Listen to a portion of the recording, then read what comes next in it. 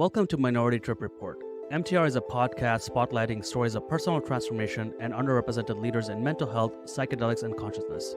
I'm your host, Raj Siraj. If you're learning from or enjoying Minority Trip Report, please subscribe to MTR on YouTube at Minority Trip Report and follow us on Instagram at Minority Trip.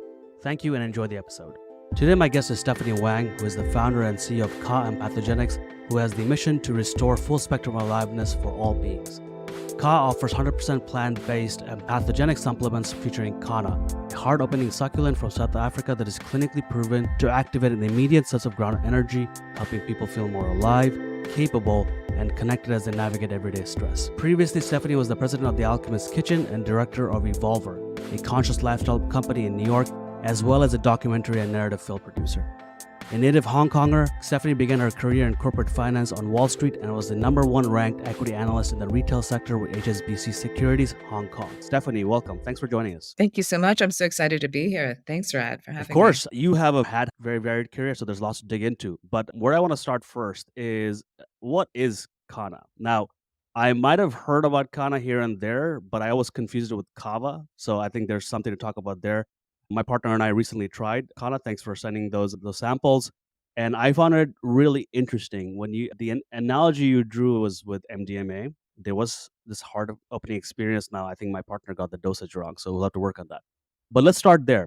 What is Kanna? Kanna is a succulent plant from South Africa, and it's been used by the indigenous there, the Khoi Khoi and the San people traditionally, since for thousands of years, really. It has always been central to their society medicinally, and also they use it for celebration when they go into trance dancing, for divination on higher doses when they want to speak with their ancestors or connect with the divine.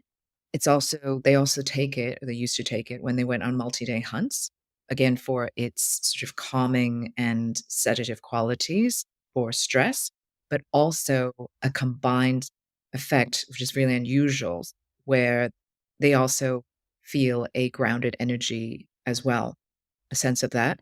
And so Kanna was used by them to enhance stamina and endurance. And while they went on multi-day hunts, which is really interesting, Kanna also has this ability to suppress hunger and thirst and regulate that. So it's great, again, for helping the body, support the body and the mind going through any kind of stressful situation, be it physical or mental. And this plant this plant grows in the drier regions of the Cape provinces in Southern Africa, especially in the Karoo Desert, and it also grows in Namibia. And it's a plant it's a plant that has like beautiful flowering white, yellow, or pink flowers. And it's a succulent, like I said. It likes to grow in dry areas, but also likes to always grow in pairs or together with another plant. So it's interesting. The only reason I'm also bringing the ecology up is because oftentimes if you understand a plant and how it grows, it gives you actually a lot of information as to how you can build a relationship with it and what it might be great for in terms of your health, in terms of helping you with whatever ailments you might have. And in this case, for example, Kanna grows in deserty regions and dry areas. And that also gives you a sense of how resilient it is. And when it's actually dying, it actually becomes more and more potent medicinally. That also tells you something. So it's in a way not surprising that Kanna is very helpful for supporting stress and anxiety, and also helps bring more calm into your life. So this particular plant has many, many different, and that also makes it really unique. I mentioned some of the uses of how the indigenous would take it. So they would take it to celebrate because it's a euphoriant as well. It gives you that uplift.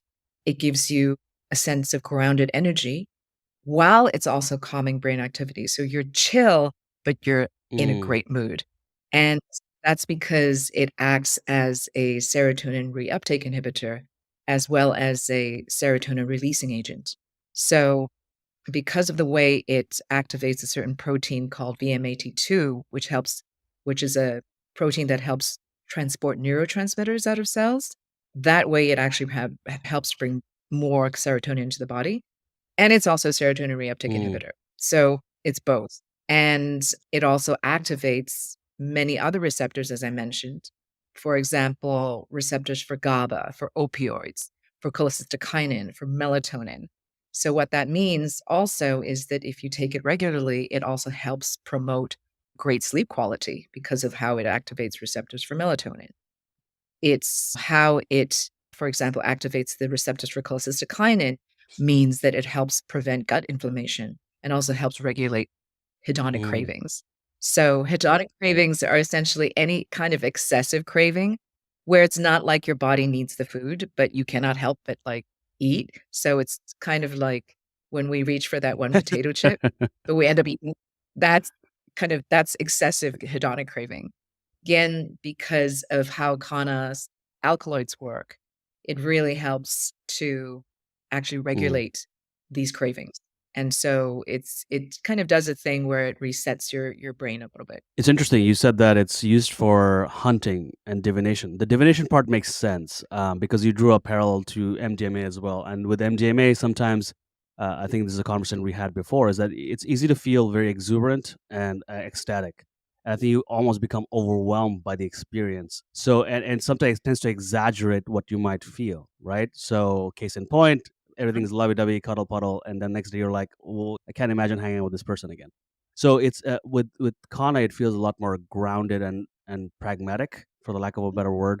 And it's interesting because using something for both that is relaxing, calming, but also for hunting, it feels like it still keeps the senses sharp. So you're very present in the conversations or the moments, while Mhm. also sedating you a little bit, right? Yes, absolutely. And thanks for bringing that up because another huge aspect of Kana is it improves cognitive Mm, function, memory, focus, problem solving ability. And it's also important to really make a distinction between Kana and MDMA because I know that's a comparison that hmm is made hmm a lot. There's a meme out there that Kana is Yeah. nature's MDMA. So the in terms of how they're similar, they are both empathogenic in the sense that they both open your heart. The way MDMA is, it's so kind of like a hmm extreme a version of that heart opening versus Kana. So just so people don't take Kana and expect that it's going to be like MDMA. It's not. But I also want to emphasize some of the differences because they have important health indications. So MDMA, as many know, it's not advisable to take it continuously, regularly, because it will damage your your nervous system. And Kana is actually very neuroprotective. It is actually completely the opposite. And I mentioned earlier how it works on multiple receptors. It's also so for example, with Kana, if you take it, even if it's on a really high dose, there is no mm, crash. And one of the reasons is because it works on so many different receptors, and it's also adaptogenic, which again is super unusual for something that's, I guess, psychoactive and has all these other benefits. So it means being adaptogenic means that there's no hmm toxicity, and so you actually can take it every day. That's extremely, extremely different from what MDMA is like. And I'm not taking away what MDMA hmm can do for people because MDMA therapy is and treatment is really works for a lot of people, especially with people with trauma. But I just wanna make that distinction because if you think they're the same or very similar, they absolutely are not. So and the great thing about Kana is that it's much safer in that sense because MDMA also has a lot of it can have a lot of negative and hmm dangerous side effects, and also including addiction, whereas Kana also is non-addictive. And what's interesting because Kana is actually used to treat addiction in Southern Africa traditionally, especially for alcohol abuse. And in fact, there is an Afrikaans saying or an Afrikaans name for Kana called "Ons het droë drank," which means our dry mm, drink. So it's in lieu of alcohol, you take interesting. Kana to celebrate time. And the I mean, one thing I know we mentioned the whole lovey-dovey thing, but that empathogenic aspect is also bears reiterating because what it's doing when we're saying that it's heart opening is it really eases Mm, social connection. It eases connecting with yourself and also with others. So whether you're finding and discovering and unveil feelings that maybe you've pushed down in a way and not Mm-hmm. wanted to experience or feel, it actually brings all those feelings up. So that's why we always say at cards, like, feel the feels, feel yourself. Mm-hmm. What does that mean? Most of us are just like in our heads. We're just like, oh my God, gotta keep, gotta keep working, gotta keep Mm-hmm. pushing. And we don't give ourselves time, that space, and that space to really be with ourselves. And I think one of the big gifts of Kanna is doing that. It's actually opening up space for us to be with ourselves and also just to process all those feelings that need to come out, right? And another beautiful thing is that it helps us connect with another person, but it's really hard to connect with another when you're not even connected to Right. yourself, right? Because you're Mm-hmm. not even here. There's no presence. So Kana is beautiful that way because it really brings you into presence through the heart. And I like to think of it from a shamanic standpoint.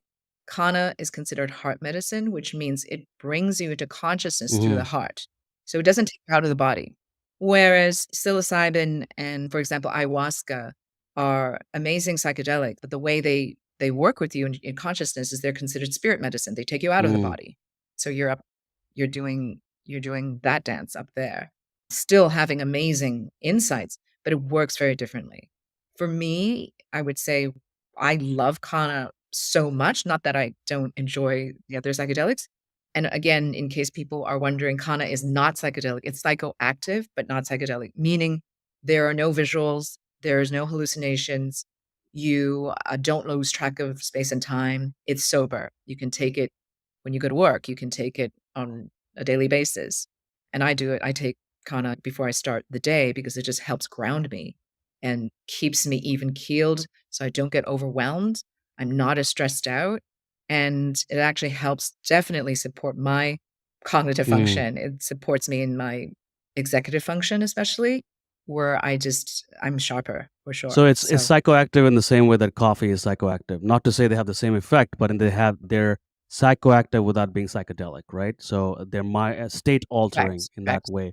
Exactly. I was very ignorant and confused Kana and Kava very often until I met you and you educated me what Kana is. Tell me a little bit about how Kana and Kava are different.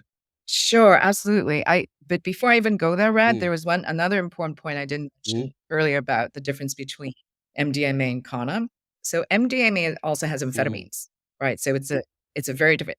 Kanna does not have that. So, and then just to be clear, MDMA has much stronger effect. It's going to be a much more, how to say, it's a bigger experience if you're looking for that like mega heart opening.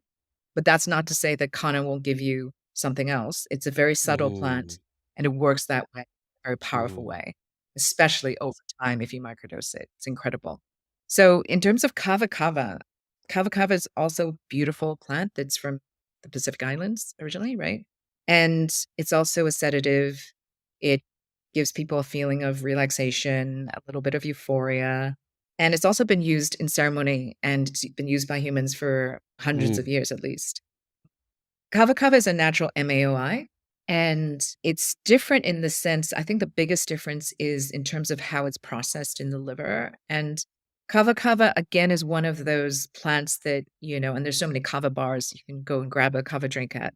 The thing to be careful of is just, again, not to take it regularly because it will raise your liver enzymes, and it will with long-term use, it can cause damage to your liver. So that's the one thing that is important to look out for.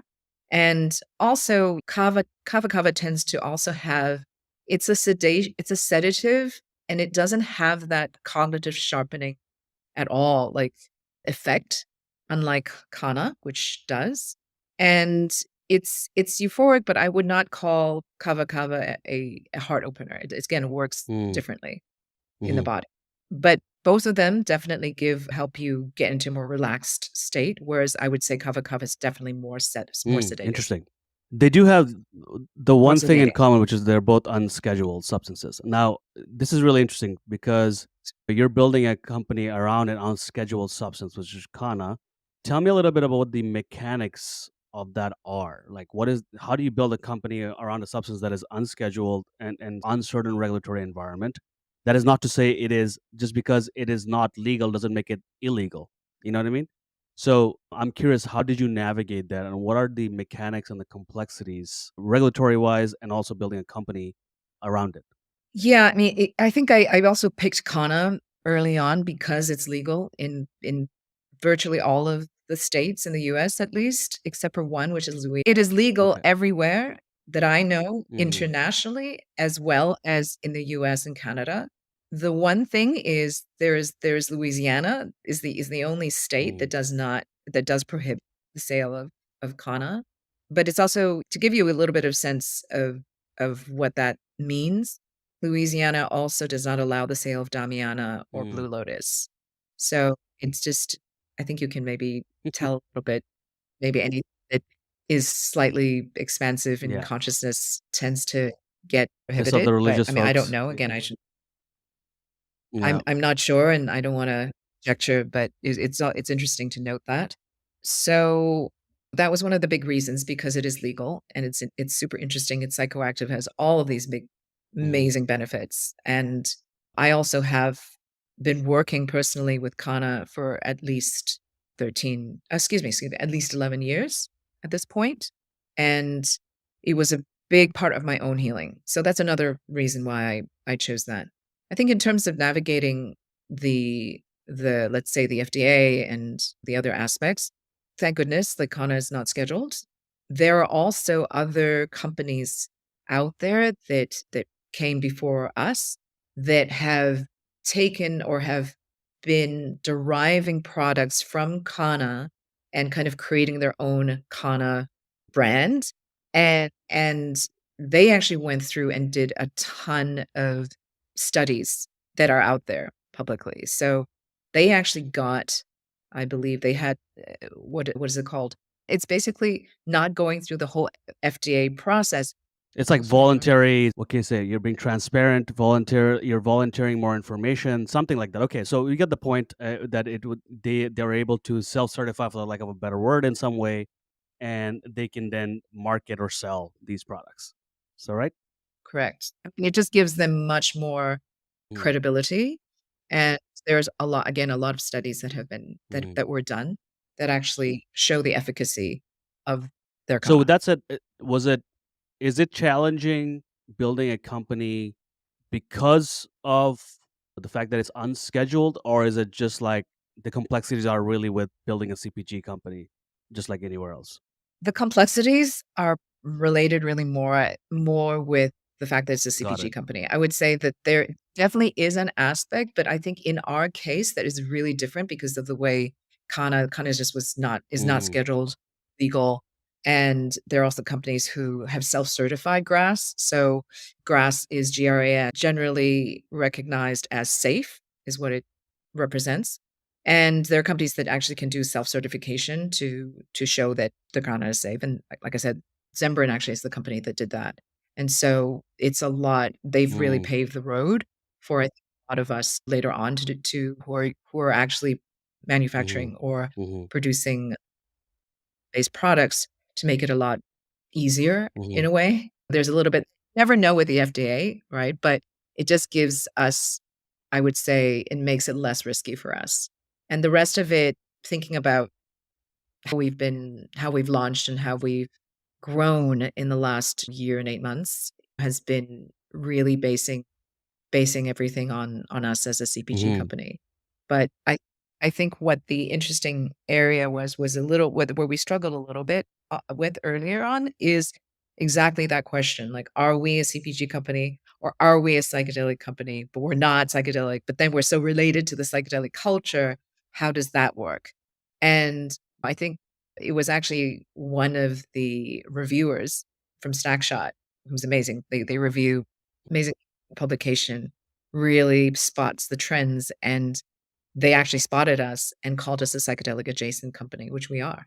So that was, like, actually very mhm, helpful to think of us as psychedelic adjacent. So culturally, we still belong in many ways to the psychedelic culture, but really, we're for right. everyone, for simply because we're psychoactive, not psychedelic, and we're also legal, and but it's this beautiful, exciting moment where you have plant medicines that are out there that are not psychedelic, that are legal, that are now being incorporated into someone's daily health Mm. routine, right? I mean, that mushrooms, and I'm not talking about psilocybin, I'm talking about just like, Functional mushrooms, mushroom adaptogens, and yeah, yeah. exactly, adaptogens and such.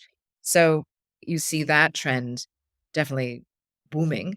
And I think part of that is also, and I love the functional mushroom companies out there because they're also preparing for the Mhm. day where psilocybin or some other psychoactive mushrooms will become legal. I think it's really So interesting and fascinating, and we're gonna touch more on this in the last part of the interview, which is building this brand new brand category, right? Sort of like psychedelic adjacent. What the hell does that even mean, right? When we talk about psychoactive versus what does that mean?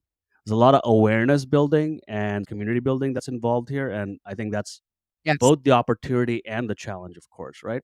But I before we talk about that, I want to pivot a little bit to about you personally.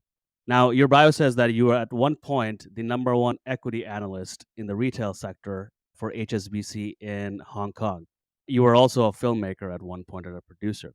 I'm curious, how does one go from filmmaking to being an analyst at a pretty well-known firm?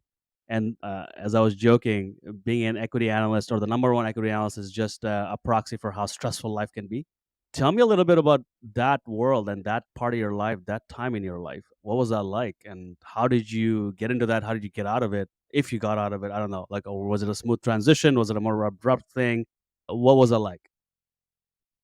Wow, that was, like, many lifetimes ago. I went to university, I went to Wharton, I studied business. It was the thing to do, especially then, especially with the kind of background that I grew up in. I grew up in Hong Kong and had very conservative parents, and they were basically like, "Be a doctor or a lawyer or an accountant. Just go into business, but just don't please don't do anything impractical. Thank you very much." So, I was definitely, turning towards finance as a career choice. And I started off on Wall Street in corporate finance, and which was, I mean, I was working like 120 hours a week at least. It was insane. And then later on, I moved over to being an equity analyst, which was a little bit better, but the stress was definitely still there. And was it was it easy to leave that business? I think I got to a point where I realized I was making great money. I was very successful in what I was doing, but I felt like an empty Mm, shell, to be perfectly honest. And I think that I couldn't recognize at that time who I really was and what I really wanted because I was under, I think, a lot of programming influence from my family. And also being in Hong Kong, Hong Kong is a very material focused place, or was then at least, right? And I didn't know because I wasn't exposed to the arts so much. I wasn't exposed to any of this other stuff. And it got to a point where I was so depressed, essentially, and I couldn't understand why because from every other angle, I looked like a very successful person, right? And this is really I had a breakdown, to be perfectly honest, during that time, and I had to really look deep and had a dark night of the soul, and that really started my passion for exploring consciousness, right? It started from my own pain of not just like wanting to understand, like, why is it that I'm in this hole, even though ostensibly it looks like I should be perfectly happy. I should be the happiest person on the planet, but I'm not. And so it really started a long self-discovery and healing process. And through a lot of that is how I got in touch with a lot of spirituality, a lot of different modalities of healing and exploring what it means to be a human being. And I also accompanied that stress that I was under, really not being the person mhm, that I truly was, plus adding all those hours and being under a very stressful work environment, was that my health was also in decline and I had a lot of health issues. So all of those reasons and just basically all of those ailments drove me to basically leave the industry. I had to stop. I could not go on. Number 1 for my health and number 2 for my own sanity. And I needed something for my soul. I was very, very hungry, but I didn't know yet at that time what I was hungry for. So then it was like years of experimenting and learning and healing to finally get to the point where I was doing something that was, I would say, closer to my heart. So going to film was a first mm. step. of exploring that. What does it mean? I mean, I went into film, both as a producer, as an actor, as just all aspects of what that meant, which was extremely helpful, actually. And it helped me delve into meaning making. What is truth? What is what is meaningful to me? How do I express that? Can I express that? Right? And that's the arts are amazing that way because it really gets you out of the framework of the corporate Mm-hmm. mindset. And I had to detox from that corporate mindset for a good, oh my God, a good 5 years at least for me to get out of the Mm-hmm. to get out of the headspace of how I grew up and kind of deprogram myself. And then throughout, really, all the way up to today, it's been a beautiful consciousness expanding journey for which I'm deeply grateful. And a big aspect of that was actually plant Mm-hmm. medicine. Let me ask you this. Mhm. I find places like finance and perhaps even politics, and I have lots of friends in this world. I'm deeply embedded in the world of VC and technology and things like that. But finance in particular seems like, and in some ways, finance is the leading indicator for good and bad of where the world is going to go, right? And what's going to happen, right? Some would say the stock market is the consciousness of the global consciousness, again, for good and bad. You can sense the global anxiety and ambitions and aspirations and the politics of it all just by looking at the ticker of a couple of stocks, right? And Right. commodities. Why do you think finance is ripe for spiritual disruption? What about it makes it so pernicious but also susceptible? And I would and I want to kind of I want you to answer this from the perspective of like you, Stephanie, now speaking to the Stephanie at that time. And I'll just end this by saying that I think for a lot of people, I feel in those worlds, it's hard to trust yourself when you're having that sort of breakdown and go like, "Oh my god, maybe it's I'm on the wrong path. Hey, why don't I just get another drink? Why don't I go out again? Why don't I go party again? Maybe I'll feel better." Because that's what everybody around you is going to tell you. Right. Wow, that is a very powerful and Mhm. challenging question. I'm gonna try and tackle that. So let's say let's go back. If if I was myself back at that moment where I was at the juncture of like, oh my God, I'm totally unhappy, and I instead went the other way and I said, look, I'm just gonna ignore this because maybe I'm not making enough money. Maybe I should just get whatever buy some new whatever it is that will retail therapy, whatever it is that I think would make me happy that's outside of myself, right? Because most people who are, let's say, not who don't have a spiritual practice or maybe don't really have that ability to be in touch with their internal landscape will tend to look outside of themselves, right? So, okay, what's out there? And our society is also in a way for us to be consumerist driven, right? So we're always looking out to buy whatever the next thing that could make us happy because it Mhm. says, "Oh, Mhm. buy this and you'll feel great." So I think that even if people went down that road, let's say something, or you're talking about someone in finance, I think it's a very short road. You'll realize, "Oh my god, I'm just digging myself in a deeper hole. I may have a few more drinks, but I Mhm. just feel much worse after, and my liver is gonna not be so great at the end of this." And I think why the body is so wonderful also is because it never Mhm. lies. So usually I always find the point where people kind of reach consciousness is even if they're not like at all like evolved consciously or anything like that, is through the body because it's something that we all of us have that if we start to feel sick in any area, right, physically, that is a very obvious wake up call. And if we ignore that, that tends to get louder and louder. So your little stomach ache, because you're stressed all the time, will become an ulcer. That ulcer, if it's untreated, you're just drinking more. Well, Mhm. guess what? It might burst. I mean, it'll keep kind of compounding until that knock on your door will become louder and louder until you absolutely have to listen to it, right? Maybe you have, God forbid, I don't know, like a heart attack or a stroke or something. And again, I'm exaggerating that a little bit, but that's how things build. And so I think the body is the first way to actually sense that okay, something is off kilter. And to listen to that is very important. And I think you mentioned earlier why finance is such a rife area. Well, the world as we live in Mhm. today, right, is driven by money. We all know this.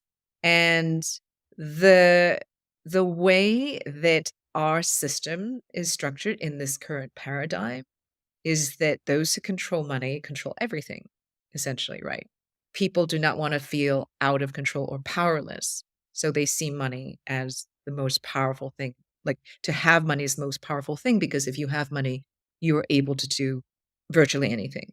So, and if you look also at the structure of our current system, teachers are amazing. They're so essential. They make a massive difference. They are paid the worst.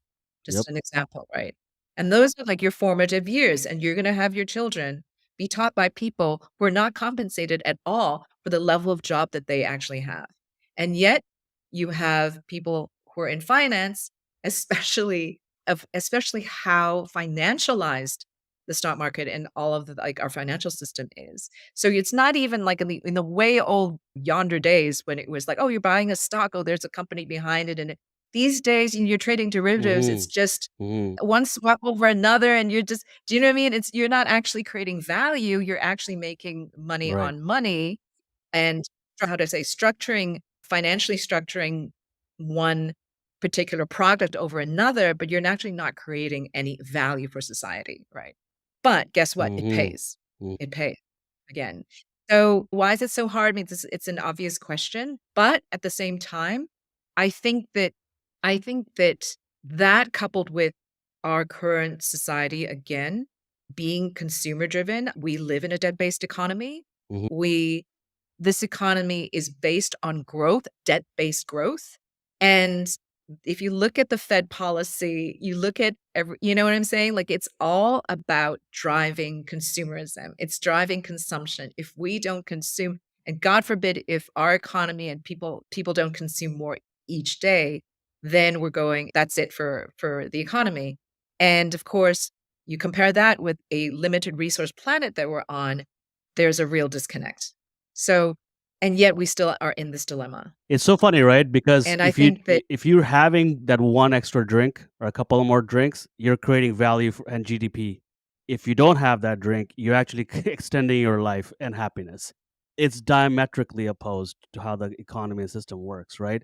To sometimes how, and I mean, don't get me wrong, we need money, but I mean, the question here is, to your point, money is the proxy for control, and control for what? Ultimately, death. We're all gonna die. yeah. So this fake impression that somehow hoarding and having more money and having more material things will make sure that you are immortal or some shit like that. That's really the foundational assumption here, right?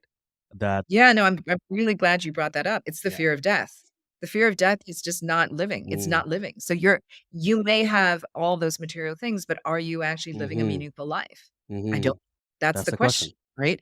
And I think thank you for I'm really appreciative that you brought that up because we live in a death cult. We do. It's the way we consume, it's the way we live. Finance, whether it's finance or not, we live in a very transactional society. There is no Mm-hmm, relationship, right? And I think that what plants really teach us, especially sacred and theogenic plants, is how not just healing, but how important it is and how it can help us thrive when we actually come into sacred relationship with through plants, with plants.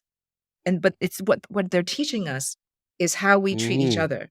Can we come into relationship with ourselves? Can we respect our own space and our own feelings and allow that to be, right?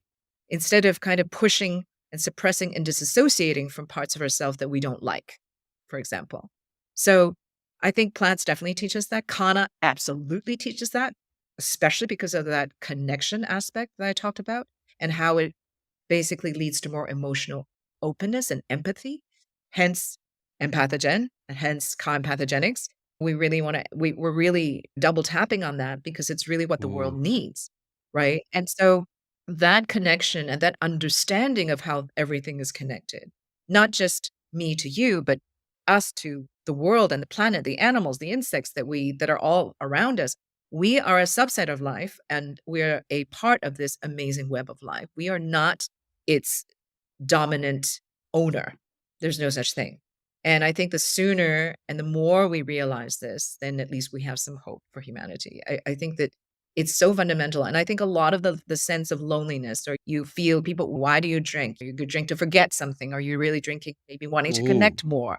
But it doesn't, it's a depressant, right? So that, I think, really speaks to a lot of the depression and that feeling of isolation that human beings have today. And again, Kanna is a beautiful plant that completely helps you come into connection, which is why honestly I've dedicated myself to this mission.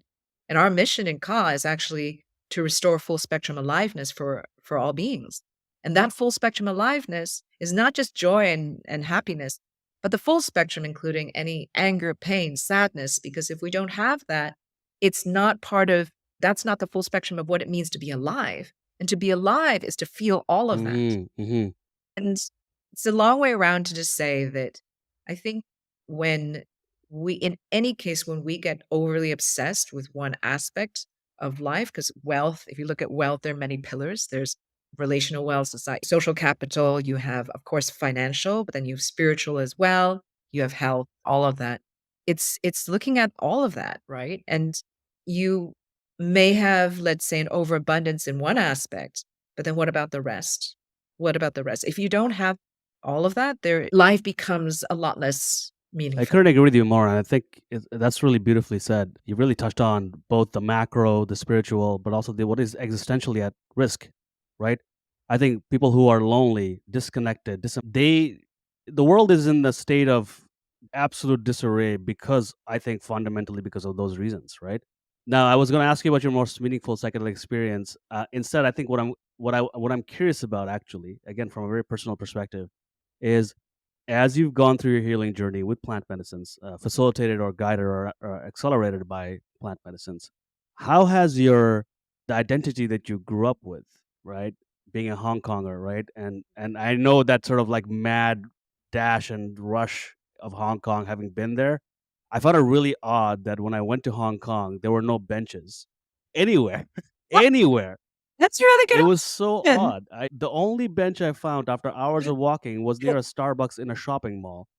No benches. So that tells you everything. Either, well, some a friend of mine told me is because the government doesn't want you to congregate, which it could be partly true, but also that nobody feels the need to sit or stand still. Not until that I go to Kowloon that I'm like, oh my god, I can breathe. Holy shit, it's a different place. Coming back to this sort of the identity you grew up with, where you grew up, and then what your parents programmed into you, I don't believe most parents mean to be malicious, right?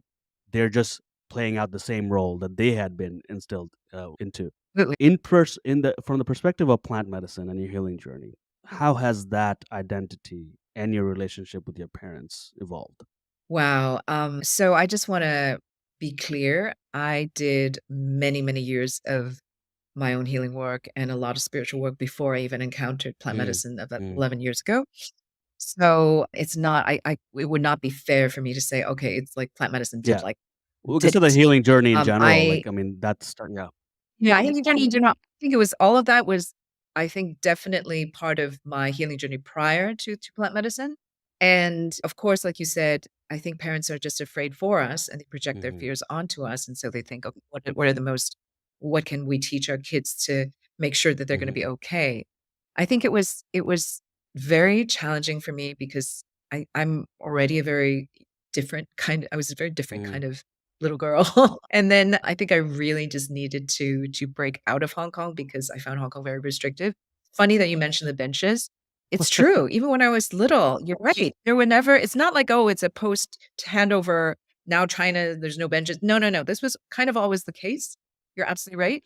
And yeah, because people were just rushing here and to and fro. And nobody really contemplated this. There's no such thing. I didn't even know what it was. What was meditation? Even though in Chinese culture, there's Tai Mm. Chi, there's all of that. Yet I would say the Hong Kong Anglo-British culture that I grew up in, we had none of that. It was not in my home, there was Mm. also none of that. So I think that rush, rush, rush aspect is definitely shaped me in a sense where I never even allowed myself to take a pause. And I think that it took me at first I mentioned like I had a breakdown It took me many years to kind of go through that. I think the hardest part was probably the first 2 through 3 years of just dark night of Mm, the soul, which is, like, horrible, and just really confronting the truth of who I was and my own feelings, right? Because I was very, very sad as a child, and I didn't even mm, know that. I didn't even know that until I had my mm, breakdown, right? I go, oh my God, I'm actually really mhm, depressed, right? And I was still depressed at that time. And then I was like, why am I depressed? So it was all it was not easy, but it was of course well worth and the well worth it and the only way that I could do that. And I think it helped me. I went through a deep process of first of all acknowledging the pain. It's very important, right? So feeling all the pain of what I had suppressed, then kind of understanding why I was feeling the pain, like where I felt rejected or shamed. And then, okay, well, then can I forgive whatever, whoever it may be in my life, whether it's certain family members, whatever, can I mm, forgive that and accept that, of course, in love, that there is no, that's to understand that I'm an adult now. As a child, I experienced this, but of course, I understand where they're coming from. But I could not have done that without feeling all the pain, and I think that's a step that people often skip because they intellectually wanna just say, "Oh, yes, I'm gonna be so spiritual, I'm so high and mighty." It's like, "It's okay, everything's okay." But we don't go right. through the pain, we don't go through the part, and I think that is absolutely, absolutely fundamental. We have to feel it in order to Mhm, process it. So that was huge, and that continues to be a big lesson for me. And that I think over time, you get to the appreciation and the gratitude, right, of actually having had these experiences. And I am so grateful to my family of having gone through that kind of a childhood. It shaped me. Otherwise, you and I wouldn't even be talking today, mhm, Rad. Like, I wouldn't even be on the consciousness track. I wouldn't be doing the Kanna, doing empathogenics at all. So I'm deeply grateful to all those challenging moments that I had with my family.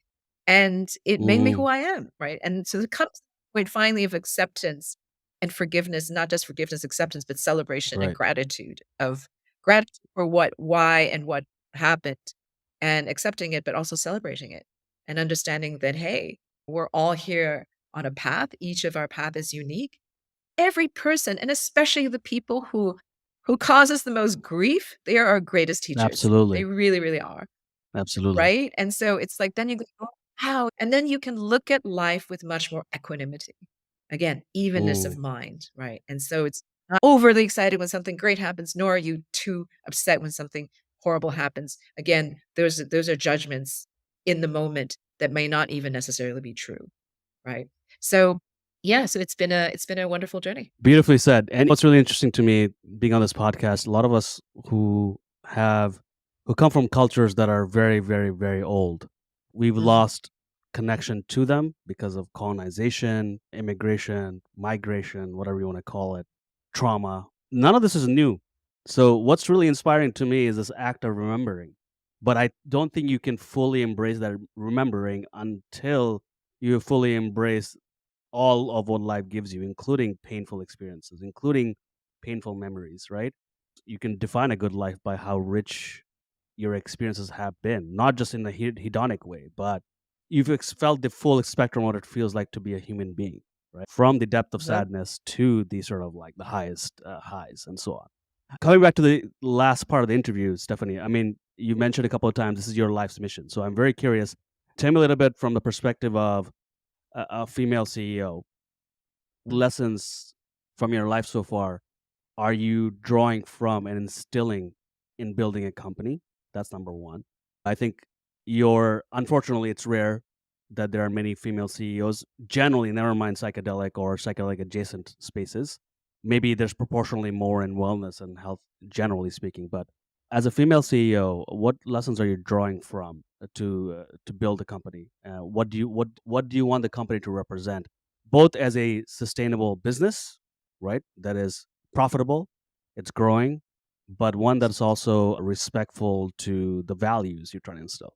Thank you for asking the question. I came into this the impetus for creating this company is very much from my passion for human evolution, for evolving consciousness.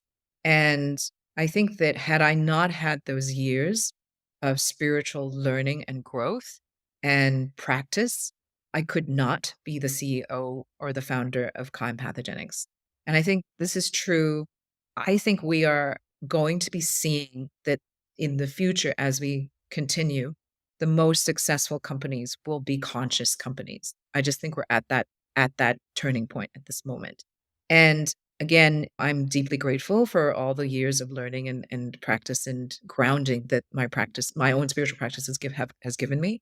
And so when I launched Ka, that has been my North Star. And what do I mean by that? And I think this has been a huge reason for the success so far of Ka is that whenever I've had to bring on a new employee or somebody who is a contractor, whoever it may be, big or small, it's always been really, really important to me that they share the same values of reciprocity, of understanding, of kindness, of empathy, of compassion, and that they also understand why it is so important to and what Ka is about, first of all, about not just healing, but helping people thrive through connection, through understanding that we are all one. And I don't want to make this sound so like it's not woo-woo, even because it may sound like woo-woo to someone. And it's not, because it's really grounded in this understanding of how important empathy is and how important it is to, number one, manage a company and run a company with compassion and empathy. And of course, all the business acumen and all the business aspects and the best ways, the best practices in running a business, but to also make sure that there's that balance between heart and mind. And what I mean, that's exactly Ka's Mm-hmm. mission, right? Mm-hmm. It's about, right, bringing more head heart harmony, right? What does it mean to be more heart centered? That's what that's what I've always wanted for everyone in the world. It's like, I'm not saying, hey, ignore the mind. I'm saying, great, our minds are awesome. Our intellect is amazing. Can we ground it together with our heart so that when we make decisions, Mm. we're making decisions that are heart led, but then the mind is also like, okay, what is the best way we can execute this, or what's the best way we can grow, or whatever it is. So the same way that I I try to work with the most amazing people in whatever the field that they are in. I don't have an ego, as little as I can, in who's doing they're doing great, fantastic. As a business owner, I think that it's so important to bring in the people who are smarter than Mm-hmm. myself, Mm-hmm. and I'm surrounded with people who are more talented than me, and I love how they take whatever I give them and run with it, and they always amaze me, and I'm so excited, right? And I don't care that I don't know how to do that. I love that I don't know how to do that and somebody else is doing it, right? That's the whole point. That's the whole point of delegation. So I think that's a huge part, is just to stay humble and to really bring in the best talent that you can that's aligned with your mission. And same thing with, and that alignment is really important, because sometimes someone may look great on a resume, their belief system maybe not Right. quite, not so much. So so there's that. And I think that, I mean, you mentioned this thing about identity earlier, which I think you're also from an ancient culture, and so am I. And what has changed over the years, that, let's say, 20, 30 years ago versus now for me, is that I identified maybe a lot more as someone who is Chinese from Hong Kong. I grew up this, all the whatever the identity Mm. tags have me be. I really don't even think of myself as any of that. I am that. It's all integrated into me, and all of that will be part of me. But who I am through this journey is, it's the me that keeps evolving. It's the me Mm. that is being. And so when I work with people, when I look at people, when I talk to them, I see them as a soul. Okay, they happen to be Indian, or they happen to be white, or whatever it is, right? But that's like, okay, so what? Like, it's, yes, there's a story with that. I'm not saying to ignore the story, but I think that one of the things that evolving consciousness really helps us is to get past the Mm-hmm. identity, right? To integrate that, it's part of you, but to get to move beyond that and expand beyond that. And I think that being able to be successful, I think, in running a conscious business, I think that that is a big aspect that is part and parcel of kind of going beyond that sort of ego realm, right? And what else can I say about being a CEO? I guess so much of what I do and my decision making this is going to sound really woo again, but I'm just being honest. I sit and I meditate and it comes to me. Much is revealed to me. And of course, I'm going to use all my Wharton. I'm going to use all the ways that the business school has taught me to look at how to run a company. But what I've found that may be the case, and of course I'm doing that. But the spiritual aspect is massive for me, and especially in this company. And this is the first time I've actually said this on air to anyone.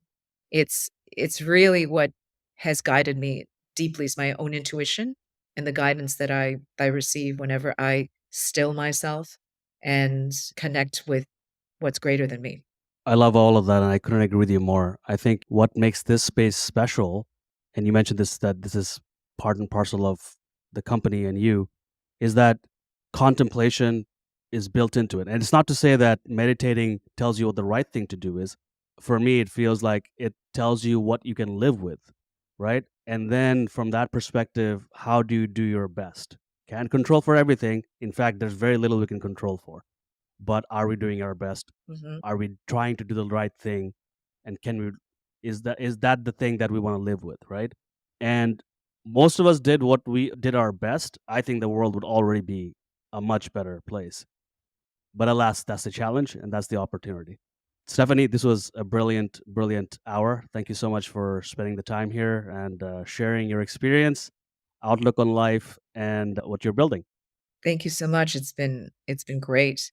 And I really am grateful because this was a this was a conversation. This was not an interview of any kind. And I loved the insights you also shared. I thank you for giving me the opportunity to share some of my deeper feelings and Pleasure thoughts. was all mine, and it's been really inspiring. This podcast was brought to life with the help of Carolyn Tripp on art and design. Thanks so much for listening to Minority Trip Report. If you're learning from or enjoying the podcast, please subscribe to MTR on YouTube at Minority Trip Report and follow us on Instagram at Minority Trip. It's a zero-cost way to support us and help us spread the word. Please also sign up with your email for new episode announcements, events, as well as our forthcoming newsletter. I'm your host, Raj Suraj. See you next time.